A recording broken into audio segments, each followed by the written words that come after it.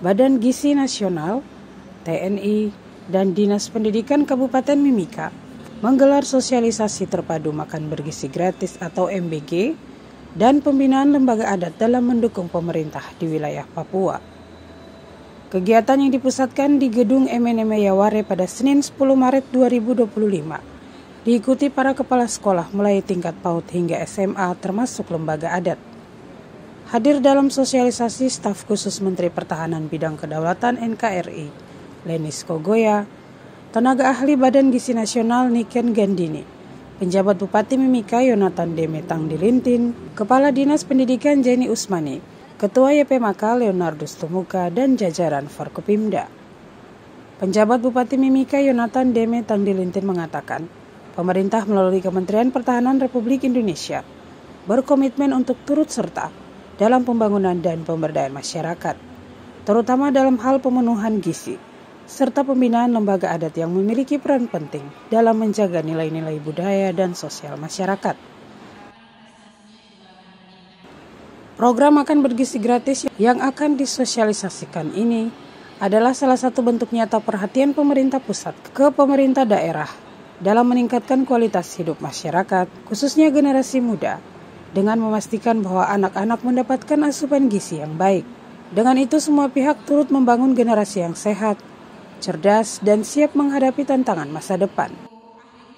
Selain itu, pembinaan lembaga masyarakat adat menjadi bagian penting dalam menjaga kelangsungan adat dan budaya setempat. Lembaga masyarakat adat berperan sebagai jembatan antara masyarakat dan pemerintah dalam berbagai aspek pembangunan termasuk dalam peningkatan kesejahteraan sosial dan pendidikan. Pemerintah melalui Kementerian Pertahanan Republik Indonesia dan Badan Gizi Nasional berkomitmen untuk turut serta dalam pembangunan dan pemberdayaan masyarakat, terutama dalam hal pemenuhan gizi, serta pembinaan lembaga adat yang memiliki peran penting dalam menjaga nilai-nilai budaya dan sosial masyarakat. Program makan bergizi gratis yang akan disosialisasikan hari ini adalah salah satu bentuk nyata perhatian pemerintah pusat dan pemerintah daerah dalam meningkatkan kualitas hidup masyarakat, khususnya generasi muda, dengan memastikan bahwa anak-anak mendapatkan asupan gizi yang baik. Dengan itu kita perlu membangun generasi yang sehat, cerdas, dan siap menghadapi tantangan masa depan. Selain itu, pembinaan lembaga masyarakat adat menjadi bagian penting dalam menjaga kelangsungan adat dan budaya setempat. Alfa berperan sebagai jembatan antara masyarakat dan pemerintah dalam berbagai aspek pembangunan, termasuk dalam meningkatkan kesejahteraan sosial dan pendidikan. Oleh karena itu, dari kegiatan ini diharapkan dapat terjadi sinergi yang lebih erat antara pemerintah, lembaga adat, serta masyarakat lainnya. Staf khusus Menteri Pertahanan Bidang Kedaulatan NKRI Lenis Kogoya mengatakan, dengan adanya penolakan dari masyarakat di dua wilayah pegunungan, dirinya mengusulkan agar Badan Gizi Nasional melibatkan 50 tenaga, di mana 40 tenaga tersebut adalah masyarakat setempat dan lembaga adat sebagai pemilik lahan. Dengan adanya masyarakat menolak, akhirnya wilayah gunung dua provinsi ini saya masuk kepada Badan Gizi Nasional hasil kesimpulan itu bahwa untuk lokasi itu bisa masuk di sekolah-sekolah, di yayasan atau gereja yayasan atau lembaga adat yayasan, atau itu bisa masuk untuk membangunkan dapur umum. Nah, terus pengelolanya siapa? Pengelolanya adalah Satgas Pemuda Adat Lembaga Adat ini kuat ya. Itu yang kita percayakan umurnya masih mungkin lulusan SMP, SMA, itu kita percayakan untuk dia 47 orang. Nah, 3 orang itu dari BG, itu bukan dia masak, tapi dia atur logistik, terus, nah jadi sekitar 50 orang. Nah, dilatih, anak-anak Papua itu sendiri dilatih, dibina, dan mereka yang masak kasih makan mereka. Kenapa harapan itu? Karena saya mau supaya masyarakat kita yang pengangguran, walaupun tidak sekolah pun, dia bisa ajarkan memasak, antar-antar makanan di sekolah, atur, ya bisa mereka. Jadi libatkan semua, jadi tidak ada lagi anak masyarakat kita di Papua ini yang pengangguran.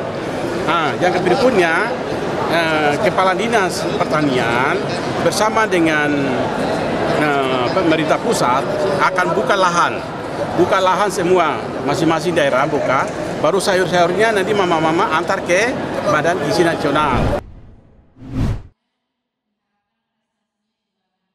Sementara itu, menurut tenaga ahli Badan Gizi Nasional, Dr. Niken Gandini mengatakan ada 11 kelompok sasaran. Masing-masing peserta didik mulai usia dini sampai pendidikan menengah dan non-peserta didik, baik ibu hamil, menyusui, dan balita, harus tercover dengan target nasional 82,92 juta. Iya, sebenarnya kan kalau MBG ini programnya itu memang menyasar semua provinsi di Indonesia, 38 provinsi. Jadi tergantung di wilayah tersebut itu berapa jumlah siswi yang masuk dalam kategori sasaran MBG tadi yang saya udah jelasin, ada 11 ya kelompoknya, dari mulai TK, PAUD, SD, SMA, ya kan, SMP, SMK, termasuk ibu menyusui, ibu hamil, dan balita gitu. Jadi berapa yang ada di situ, nah itu semua memang harus kita cover. Ya, prinsipnya itu. Jadi tidak membeda-bedakan siapa yang paling membutuhkan ataupun yang masyarakat yang sudah mampu begitu ya. Jadi Pak Presiden memang ingin menyasar semuanya gitu ya. Itu dari sisi sasarannya. Jadi tergantung ada berapa di situ siswa-siswi ya kan yang memenuhi kriteria kita tadi, itu harus disasar semuanya. Ya, jadi target secara nasional seperti data saya tadi sekitar 82,9 juta. Itu target secara nasional ya. 82,9 juta itu ya ada yang di breakdown paling banyak siswa, memang kan siswa-siswi di seluruh Indonesia. Kemudian ada ibu hamil, ibu menyusui, balita. Eci Imsen, Restu Andri melaporkan.